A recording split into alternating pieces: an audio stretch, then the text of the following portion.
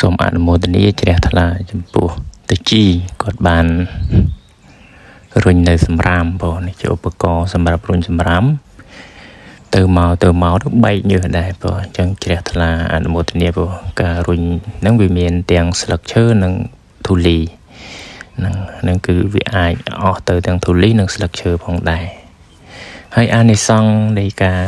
បោសសម្អាតវត្តអារាមទី1ខ្លួនឯងសប្បាយចិត្តទី2អ្នកដទៃឃើញក៏សប្បាយចិត្តទី3ទេវតានឹងថែរក្សាទី4គឺថាជាគំរូដល់អ្នកដទៃទី